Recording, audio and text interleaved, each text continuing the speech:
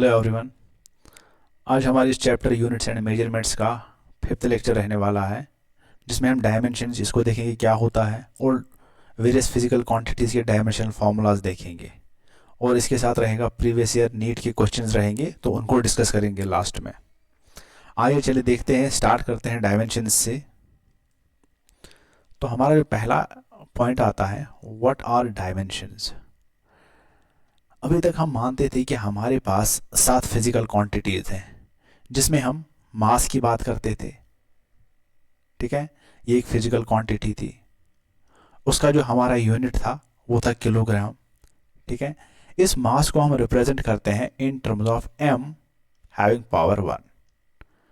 अगर हम लेंथ की बात करेंगे तो लेंथ को हम मीटर में मेजर करते थे, इसको हम लिख सकते हैं l पावर 1।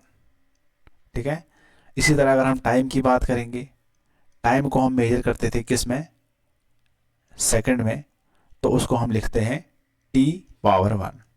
ओके, ये था फंडामेंटल क्वांटिटीज और इनके पावर्स कहाँ तक जा रहे हैं। अगर हम डिराइव्ड क्वांटिटीज की बात करेंगे तो हम इनको फंडामेंटल के टर्म्स में लिख लेते हैं। फॉर एग्जाम्पल अगर हम बात करेंगे एरिया की, तो एरिया होता है किसके बराबर, लेंथ इंटू ब्रेड्थ। तो क्या इसको हम लिख सकते हैं L into L, so this is L square. So हम लिख रहे हैं area in terms of length having power 2। So simply we can say dimension are simply the powers to which the fundamental quantities are to be raised। हम fundamental quantities को कहाँ तक power लिख सकते हैं उनको कहते हैं डायमेंशंस। ठीक है, जिस तरह मास का पावर 1 है, लेंथ का पावर 1 है, टाइम का पावर 1 है, इसी तरह एरिया का पावर 2 है। सो इन पावर्स को जो हम एक फंडामेंटल क्वांटिटीज को रेज करते हैं उनको कहते हैं डायमेंशंस। आइए चलते हैं, अब हम एग्जाम्पल से इस चीज को समझते हैं कि क्या होता है ये।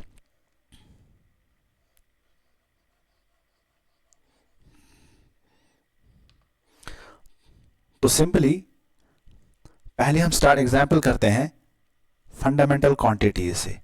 अगर हम मास की बात करते हैं, उसका डायमेंशन हम लिखेंगे क्या, m पावर 1। अगर हम लेंथ की बात करेंगे, लेंथ का जो डायमेंशन होगा वो होगा किसके बराबर, l पावर 1। इसी तरह अगर हम टाइम की बात करेंगे, टाइम होगा किसके बराबर, t पावर 1। ठीक है, अगर करंट की बात करेंगे, करंट को हम लिख सकते हैं a पावर 1।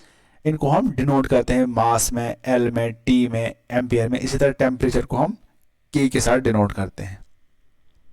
अगर हम फंडामेंटल क्वांटिटीज की बात करेंगे तो हमारे पास पहले क्या है, एरिया। एरिया होता है किसके बराबर, लेंथ इनटू ब्रेड्थ। तो इसको हम क्या लिख सकते हैं, m पावर 0, या सिंपली इसको हम लिख सकते हैं l पावर 2। तो इसमें खाली क्या है, लेंथ विद पावर 2। अगर इसी तरह हम वॉल्यूम लेते हैं, वॉल्यूम किसके बराबर होगा, लेंथ, ब्रेड्थ एंड हाइट। क्योंकि ये तीनों लेंथ हैं तो इसको हम लिख सकते हैं L into L into L. तो ये बन गया किसके बराबर, L क्यूब। ठीक है, अगर हम वेलोसिटी की बात करेंगे तो वेलोसिटी किसके बराबर होता है, वेलोसिटी होता है डिस्प्लेसमेंट बाय टाइम। क्योंकि डिस्प्लेसमेंट लेंथ के बराबर होता है तो इसको हम लिख सकते हैं L power 1 divide by T power 1। तो इसको हम ऐसे भी लिख सकते हैं L power 1 T power -1। Okay, this is the dimension of velocity. चलिए अगर हम एक्सेलरेशन की बात करेंगे तो एक्सेलरेशन को कैसे लिख सकते हैं, एक्सेलरेशन होता है किसके बराबर, velocity upon time, change in velocity upon time. तो वेलोसिटी को ऊपर हमारे पास फॉर्मूला है L1 T -1, नीचे आएगा किसके बराबर, T पावर 1। ये जब न्यूमरेटर में चला जाएगा तो ये बनेगा L1 T -2। ओके, इसी तरह हम सारे डिराइव्ड फिजिकल क्वांटिटीज के डायमेंशंस को लिख सकते हैं। ठीक है, अब यहाँ पे टर्म यूज होती है डायमेंशनल फॉर्मूला किसको कहते हैं, डायमेंशनल फॉर्मूला किसको कहते हैं।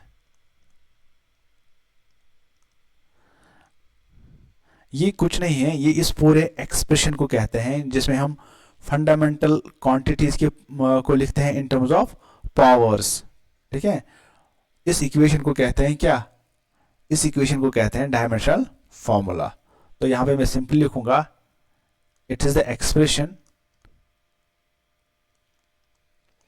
That shows which fundamental quantity and what powers enter into the physical quantity। ये सिंपली बताता है कि हमारी जो डिराइव्ड क्वांटिटी है, फिजिकल क्वांटिटी है, उसमें कहाँ तक हम पावर्स को लिख सकते हैं इन टर्म्स ऑफ फंडामेंटल क्वांटिटीज। जबकि मैंने बताया कि एक्सेलरेशन किस में हम लिख सकते हैं, L पावर 1 T पावर -2। तो लेंथ का पावर 1 है तो टाइम का पावर -2, इसको कहते हैं डायमेंशनल फॉर्मूला। ठीक है, आई होप ये चीजें आपको समझ आई होंगी। अब हमारे पास कुछ और पॉइंट्स हैं कि डायमेंशनल वेरिएबल्स क्या होते हैं, इसी तरह डायमेंशनल लेस वेरिएबल्स क्या होते हैं। सिंपली आपको पता है वेरिएबल क्या होता है, जो चेंज होता है, कांस्टेंट क्या होता है, जिसका वैल्यू फिक्स्ड होता है। तो सिंपली आप देखो डायमेंशनल वेरिएबल्स ऐसे क्वांटिटी जो वेरिएबल होंगे लेकिन उसके क्या डायमेंशंस भी होंगे। तो हम सिंपली लिखेंगे ये ऐसी फिजिकल क्वांटिटी होती possesses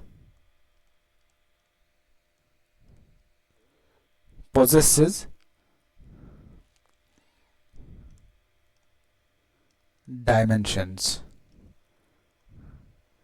and is variable। Okay, अगर हम एग्जाम्पल की बात करेंगे, सिंपली एक ऐसा वेरिएबल होगा जिसके डायमेंशन भी होंगे। अगर हम बात करेंगे एरिया की, आपको पता है एरिया चेंज होता जा रहा है। ठीक है, हम वॉल्यूम की बात करेंगे, वॉल्यूम भी चेंज होता जा रहा है, वेरिएबल भी है और डायमेंशन भी है। इसी तरह वेलोसिटी की हम बात कर सकते हैं या फोर्स की हम बात कर सकते हैं। ठीक है, इन सबको आराम से हम इस कैटेगरी में डाल सकते हैं। अब हमारे पास है नेक्स्ट थिंग जो हमारे पास है डायमेंशनलेस वेरिएबल्स। ये वेरिएबल्स होंगे, ये फिजिकल क्वांटिटीज वेरिएबल्स होंगे लेकिन इनके डायमेंशंस नहीं होंगे। तो physical quantities which are dimensionless, which have no dimensions, dimensionless but having variable value, जो चेंज होते जाएंगे लेकिन क्या होंगे डायमेंशनलेस होंगे। जिस तरह हमारे पास एंगल है, ठीक है, एंगल का जो ये वेरिएबल है, एंगल चेंज होता जा रहा है 30 डिग्री 40 डिग्री। ठीक है, ये क्या है डायमेंशन लेस है। इसी तरह हमारे पास है स्ट्रेन। स्ट्रेन होता है कि जब हम किसी रॉड स्प्रिंग को खींचते हैं, चेंज इन लेंथ कितनी हो डिवाइड बाय ओरिजिनल लेंथ। आगे जाके हम चीज़ को देख लेंगे। या आपने सुना होगा स्पेसिफिक ग्रेविटी, स्पेसिफिक ग्रेविटी, ये आते हैं किसमें डायमेंशनलेस वेरिएबल्स में।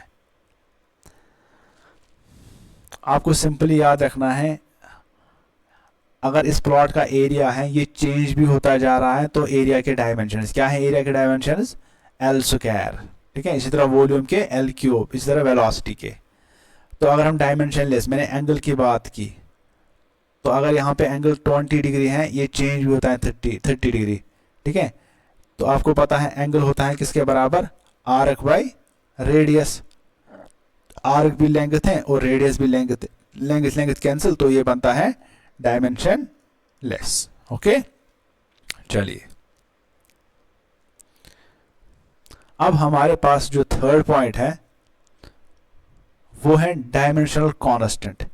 ये कांस्टेंट होंगे लेकिन इनके साथ डायमेंशंस भी होंगे। तो simply these are the physical quantities which possess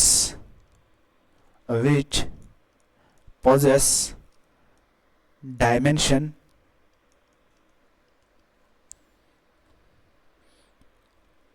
but are constant। Constant होंगे लेकिन डायमेंशंस भी होंगे। जिस तरह हमारे पास एग्जाम्पल है speed of light. Speed of light किसके बराबर होता है? 3 × 10⁸ मीटर पर सेकेंड।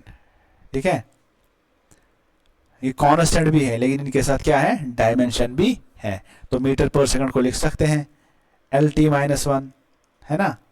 तो डायमेंशन भी है और कांस्टेंट भी है। इसी तरह हमारे पास एग्जाम्पल है प्लैंक्स कांस्टेंट। आपको टेंशन लेने की जरूरत नहीं है, आगे जाके आप सब चीजों को धीरे धीरे समझ सकते हो। प्लैंक्स कांस्टेंट, तो ये दूसरा कांस्टेंट है। इसी तरह बहुत से हमारे पास फिजिकल क्वांटिटीज हैं जो इस कैटेगरी में लाई करते हैं। अब हम फोर्थ वाले को देखते हैं जो है डायमेंशनलेस कांस्टेंट है। ये कांस्टेंट भी हैं लेकिन इनके डायमेंशंस भी नहीं होंगे। तो these are the physical quantities which are dimensionless but are constant। ये constant होंगे लेकिन क्या होंगे? dimensionless। जिस तरह हमारे पास एग्जाम्पल है पाई आपका वैल्यू है, ये कांस्टेंट है और डायमेंशंस भी नहीं है। एक्सपोनेंशियल प्योर नंबर हम लेंगे, डायमेंशन है और डायमेंशनलेस भी है। या इसी तरह साइन थीटा ट्रिग्नोमेट्रिक वैल्यूज, ये इस कैटेगरी में एग्जिस्ट होते हैं। ठीक है, अभी तक ये इस चीज का बेसिक था। अब हमारे पास जो जरूरी है वो है डायमेंशनल फॉर्मूलाज। इनको हमें समझना है जो एग्जाम पॉइंट ऑफ व्यू से बहुत जरूरी है। चलिए स्टार्ट करते हैं यहां से। अभी मैंने लेंथ का बताया, लेंथ का क्या है? तो आपने बताया लेंथ का होता है L⁻⁴। इसी तरह अगर हम एरिया की बात करेंगे, एरिया किसके बराबर होता है? Length into breadth. तो इसमें 2 बार L आता है तो L² लिख सकते हैं। अगर वॉल्यूम होगा तो वॉल्यूम किसके बराबर होगा? वॉल्यूम होता है लेंथ, ब्रेडथ एंड हाइट के बराबर। तो इसमें 3 बार लेंथ आती है तो ये होगा L क्यूब। क्योंकि इसमें मास और टाइम का नहीं है तो वो इंक्लूड नहीं करेंगे। इसी तरह अगर हम मास की बात करेंगे तो मास में क्या है? खाली m, तो m⁻⁴। ये तो बेसिक वाले थे। अब जो हमारे पास इंपॉर्टेंट है वो है पहला डेंसिटी। डेंसिटी किसके बराबर होता है? Mass upon volume, mass upon volume. Okay, तो मास के बदले लिख सकते हैं m1 और वॉल्यूम के बदले L3। तो ये बनेगा m1 L -3, न्यूमरेटर में -3 चला जाएगा। इसी तरह हमारे पास एग्जाम्पल है स्पीड होगी या वेलोसिटी होगी। अगर हम स्पीड लेंगे तो ये होगा डिस्टेंस अपॉन टाइम। तो डिस्टेंस लेंथ में होगा L1 तो ये होगा टाइम T1। तो ये बनेगा L1 T-1। ठीक है, ये बहुत ही सिंपल है। इसी तरह अगर हम एक्सेलरेशन की बात करेंगे, एक्सेलरेशन किसके बराबर होगा? Velocity upon time. तो वेलोसिटी भी हमें निकाला है L1 T-1 divide by time that is T1। सो ये L1 ये न्यूमरेटर में चला गया, ये बनेगा LT-2। ओके, अब हम मोमेंटम की बात करते हैं। अगर आपको पता है मोमेंटम किसके बराबर होता है? मोमेंटम होता है मास इंटू वेलोसिटी। तो मास को लिख सकते हैं m1 और वेलोसिटी को क्या लिख सकते हैं? जो ऊपर हमें पहले ही पता है L1 T-1। तो ये बनेगा किसके बराबर? m1 L1 T-1। ठीक है, तो अगर हम फोर्स की बात करेंगे, अब हमारे पास नेक्स्ट फॉर्मूला है फोर्स। फोर्स किसके बराबर होता है? Mass into acceleration. तो मास के बदले लिख सकते हैं m1 और एक्सेलरेशन के बदले क्या है, तो एक्सेलरेशन हमारे पास यहाँ पे L1t minus two, L1t minus two. तो हमारे पास फॉर्मूला बनेगी क्या, m1 L1t माइनस टू। ठीक है। इसी तरह अगर हम एक और फिजिकल क्वांटिटी लेते हैं, हम बात करते हैं किसकी, वर्क की।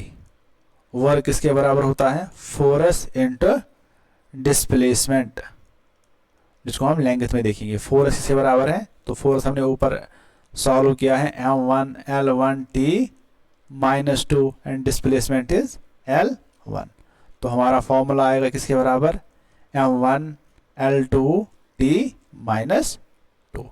तो ये डायमेंशनल फॉर्मूला है किसकी, वर्क की। इसी तरह अगर हम एनर्जी की बात करेंगे, एनर्जी किसके बराबर होता है, half of mass into velocity का स्क्वायर। तो कांस्टेंट को छोड़ो तो मास के बदले लिख सकते हैं m1 और वेलोसिटी के बदले lt माइनस वन और ऊपर है पावर स्क्वायर। तो ये बनेगा m1 l power 2 t power minus 2। ठीक है। चलिए एग्जाम्पल लेते हैं हम प्रेशर की। प्रेशर किसके बराबर होता है, फोर्स बाय एरिया। तो फोर्स के बदले हम लिख सकते हैं m1 L1 t minus two और एरिया के बदले L2।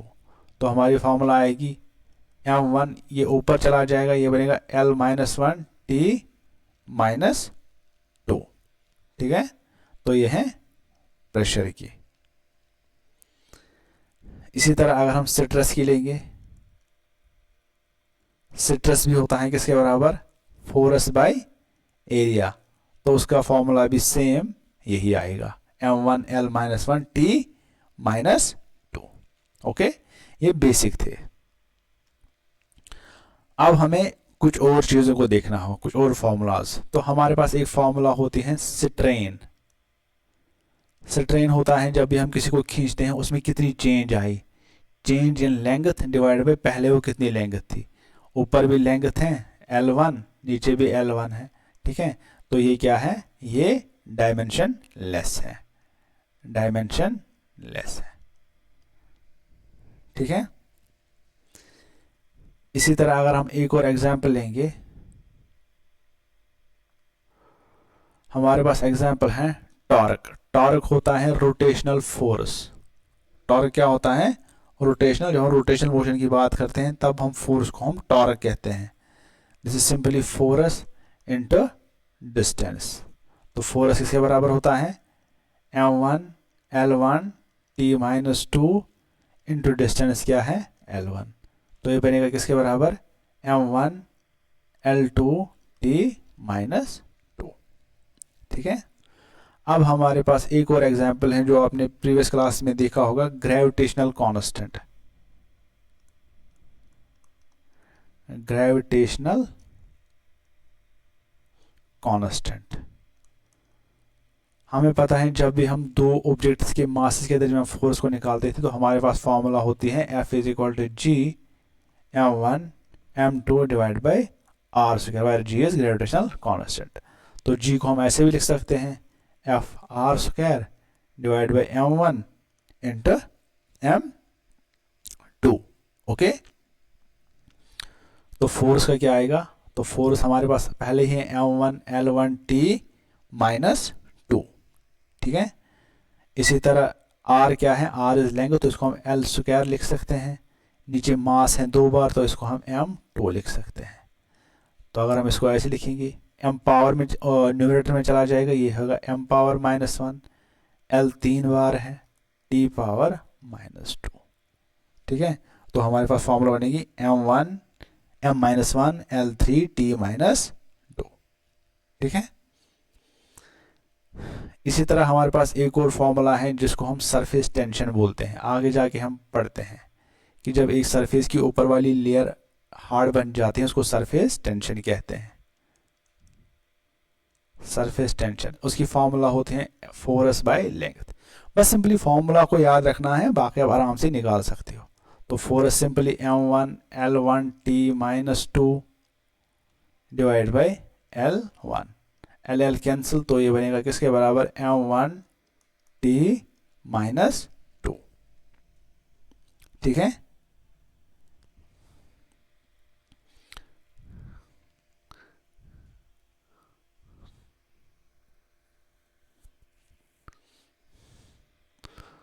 इसी तरह अगर हम एक और फॉर्मूला लेंगे तो हमें पता है Ohm's law V is equal to I R. तो अगर मुझे रेजिस्टेंस का निकालना होगा, रेजिस्टेंस किससे बराबर निकलेगा, V बाई आई। ठीक है, लेकिन V होता है किसके बराबर, W by Q, volt per unit charge divide by 1 by I. ठीक है,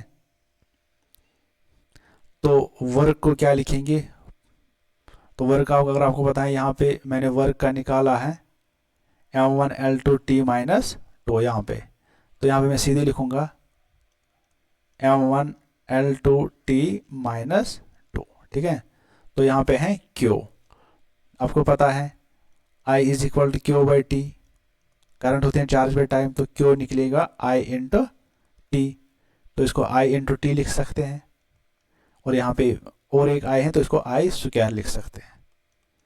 तो ये बनेगा m1L2T माइनस 2, तो करंट का क्या है, इसका लिखेंगे एम्पियर स्क्वायर और T, तो ये बनेगा किसके बराबर, m1L2, ये न्यूमरेटर में चला जाएगा T माइनस 3A माइनस 2।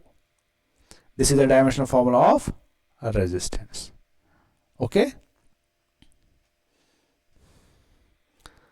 चलिए अब कुछ और बेसिक फॉर्मूलाज को देखते हैं, थोड़ा सा आपको इस पे होल्ड आ जाए।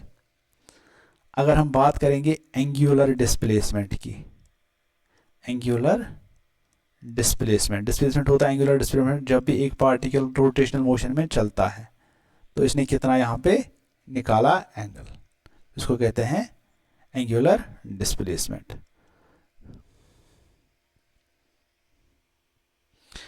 एंगुलर डिस्प्लेसमेंट होता है जिसको हम थीटा बोलते हैं, ये होता है आर्क डिवाइडेड बाय रेडियस, ऐसे ये थीटा बनता है, इसको आर्क बोलते हैं, इसको रेडियस। थीटा होता है s डिवाइड बाय r, क्योंकि ये भी लेंथ है ये भी लेंथ है, तो ये बनेगा कैंसिल, तो ये बनेगा क्या, डायमेंशन लेस। ठीक है, इसी तरह अगर हम एंगुलर वेलोसिटी की बात करेंगे, एंगुलर वेलोसिटी ये होता है angular displacement divided by time.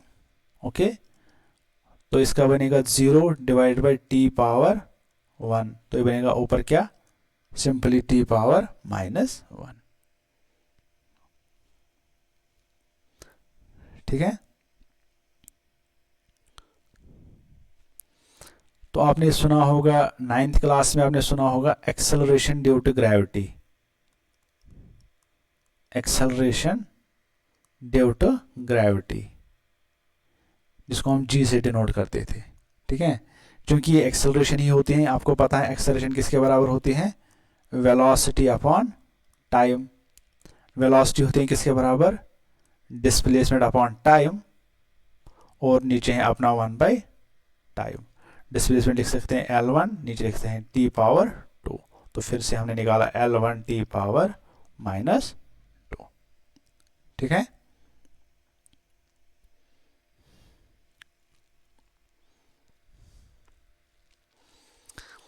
अगर हम पोटेंशियल एनर्जी की बात करेंगे, पोटेंशियल एनर्जी वो होता है mass acceleration due to gravity into height, तो m के बदले m1 लिख सकते हैं, g के बदले लिख सकते हैं L1T माइनस 2, h के बदले हाइट इज डिस्टेंस तो L1, this is m1 L2T minus 2। That means हम किसी भी फिजिकल क्वांटिटी का डायमेंशन निकाल सकते हैं। ठीक है, चलिए अब हम कुछ क्वेश्चंस को सॉल्व करते हैं, थोड़ा सा आपका क्वेश्चन कंसेप्ट और अच्छे से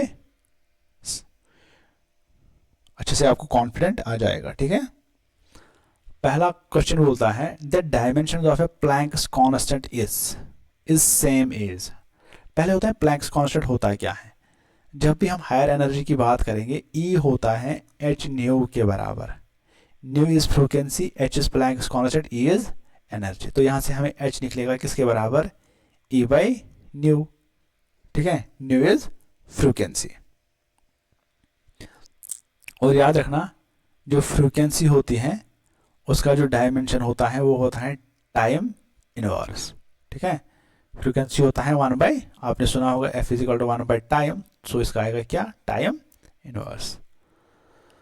अब बताओ एनर्जी किसके बराबर है, simply m1 L2 t minus 2 और डिवाइड बाई फ्रीक्वेंसी क्या है t माइनस 1। तो ये बनेगा m1 L2 t, ये पॉजिटिव बनेगा तो t माइनस 1। ये किसका है, ये प्लैंक्स कांस्टेंट का। अब ये बोल रहा है कि इन ऑप्शन में से किसका सेम है डायमेंशनल फॉर्मूला, ठीक है। तो सेम किसका है, तो पहले हम लेते हैं कहां से, एनर्जी की। एनर्जी आपको पता है half of M V square, M और वी स्क्वायर। तो यहां से आएगा m1 L2 t माइनस 2। अगर हम मोमेंटम की बात करेंगे, मोमेंटम होता है किसके बराबर, मास इंटू वेलोसिटी। तो m1 वेलोसिटी का क्या है L1 t पावर माइनस 1। तो ये बनेगा किसके बराबर, m1 L1 t माइनस 1, ठीक है। ये भी नहीं है, ये भी नहीं है। थर्ड इज, अगर हम पावर की बात करते हैं, पावर होता है वर्क डन बाय टाइम। क्योंकि आपको पता है work is force into displacement, तो इसको वर्क डन को सीधे लिखते हैं force into displacement divide by time. Force m1 L1 t minus 2 और डिस्प्लेसमेंट का क्या है L1 और टाइम का क्या आएगा t1। तो यहाँ से आएगा m1 L2, तो ये न्यूमरेटर में चला जाएगा t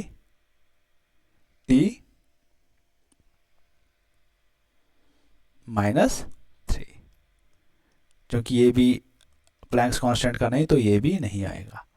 तो अब हम बात करते हैं एंगुलर मोमेंटम की। एंगुलर मोमेंटम ये होता है किसके बराबर, लीनियर मोमेंटम इनटू डिस्टेंस, ठीक है। लीनियर मोमेंटम इनटू, ये कुछ नहीं है, लीनियर मोमेंटम होता है कि जब भी एक ऑब्जेक्ट लीनियर पाथ में जाता है टेंडेंसी ऑफ मोशन कितनी होगी object, that is the linear motion. Angular होता है जब एक ऑब्जेक्ट सर्कुलर मोशन में चलता है tendency of motion in the circular path is called angular momentum. तो लीनियर मोमेंटम आपको पता है p is equal to m into velocity और यहाँ से डिस्टेंस का क्या है d। तो m को लिख सकते हैं m1 और वेलोसिटी को क्या लिख सकते हैं L1 t माइनस 1 और यहाँ से डिस्टेंस को L1 लिख सकते हैं। तो ये बनेगा m1 L2 t minus 1। So this is same as this. So the dimension of Planck's constant is same as angular momentum. Okay? चलिए, what is the dimension of pressure? This is a simple question. तो pressure होता है किसके बराबर, pressure किसके बराबर होता है, simply force by area. Force by area, force किसके बराबर होता है, mass into acceleration divide by area किसके बराबर होता है, लेंथ इंटू ब्रेड्थ, इसको हम एल स्क्वायर लिख सकते हैं। तो मास के बदले m1, एक्सेलरेशन आपको पता है L1 t माइनस 2 होता है और डिवाइड बाई L2। तो ये बनेगा m1, ये न्यूमरेटर में चलाएगा नेगेटिव बनेगा -1 +1 -2, तो L minus 1 t minus 2।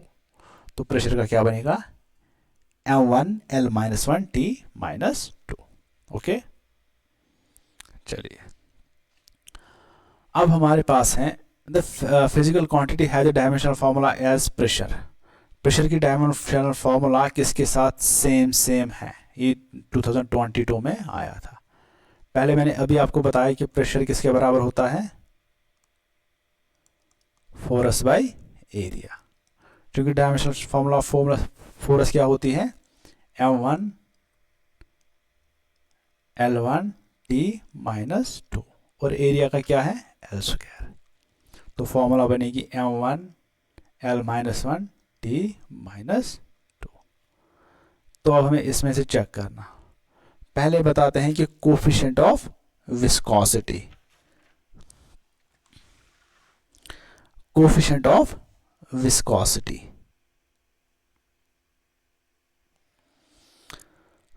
Coefficient of viscosity force आपको पता ही है, मोमेंटम पहले यहां से करते हैं, यंगस मॉडुलस, यंगस मॉडुलस ये होता है किसके बराबर, ये होता है stress by strain, stress by stress simply pressure जैसा होता है, फोर्स बाय एरिया, स्ट्रेन होता है डायमेंशन लेस, तो इसको लिख सकते हैं फोर्स बाय एरिया, तो इसका क्या है dimension less. Force by area हमें सेम निकला m1 L minus 1 T minus 2, तो दैट मीन्स यंगस मॉडुलस इसका सही ऑप्शन है। अगर हम इनको चेक करते हैं मोमेंटम, मोमेंटम किसके बराबर होता है, मास इंटू वेलोसिटी, तो मास के बदले m1, वेलोसिटी के बदले L1 T माइनस 1, तो बनेगा m1 L1 T माइनस 1, तो ये नहीं है। फोर्स आपको पता ही है, फोर्स क्या है m1 L1 T माइनस 2, क्योंकि ये भी प्रेशर से नहीं मिलता है तो ये भी नहीं है। इसी तरह कोफिशिएंट ऑफ विस्कोसिटी भी, तो ये हम आगे जाके देखेंगे विस्कोसिटी क्या होता है, ठीक है। तो बहुत ही सिंपल क्वेश्चन है, 2022 में आया था। अब हमारे पास नेक्स्ट क्वेश्चन है 2021 में आया था, E is energy, G is gravitational constant, find the dimension of E by G। तो पहले हम E देखते हैं, एनर्जी का क्या होगा, एनर्जी होता है किसके बराबर, half of mv square, constant को छोड़िए ये बनेगा m1, वेलोसिटी का बनेगा L1 T माइनस 1 का स्क्वायर, सो ये बनेगा m1 L2 T minus 2। Okay, अब हम G का देखते हैं, ग्रेविटेशनल कांस्टेंट का। तो ये हम कहां से निकालते हैं, F is equal to G m1 m2 divide by R square, G निकालना है, ठीक है। तो यहाँ से G आएगा किसके बराबर, F R square divide by m1 m2, तो फोर्स किसके बराबर है, m1 L1 T minus 2, R is L square divide by m2, तो ये बनेगा m न्यूमरेटर में चला जाएगा -1 L3 T माइनस 2। तो अगर हम E बाई G को निकालेंगे, E is m1 L2 T minus 2, G is m-1 L3 T minus 2, ठीक है। तो ये न्यूमरेटर में चला जाएगा, m2 L माइनस 1, ये -3 बनेगा -1, और ये कैंसिल हो जाएगा, ठीक है। तो इसका ऑप्शन आएगा m2 L माइनस 1। तो बहुत ही सिंपल क्वेश्चन है, बस आपको फॉर्मूला देखनी है, तो एक्यूरेट फंडामेंटल डायमेंशंस डाल के हम डेराइव्ड इक्वेशन निकाल सकते हैं, ठीक है। चलिए ये 2023 में आया था, इसको देख लेते हैं। Physical quantity having the dimensions of reciprocal of mass, जिसमें हमें m इनवर्स आएगा, ठीक है, जिसमें हमें m इनवर्स आएगा। तो पहले एनर्जी को देखते हैं, तो एनर्जी किसके बराबर होगा, half of mv square, again m1 L2 T minus 2 इसकी फॉर्मूला है। टॉर्क क्या है, टॉर्क होगा फोर्स इंटू डिस्प्लेसमेंट, तो simply m1 L1 T minus 2 into L1, तो ये बनेगा किसके बराबर, m1 L2 T minus 2। Now हमारे पास थर्ड है एंगुलर मोमेंटम, वो होता है लीनियर मोमेंटम इंटू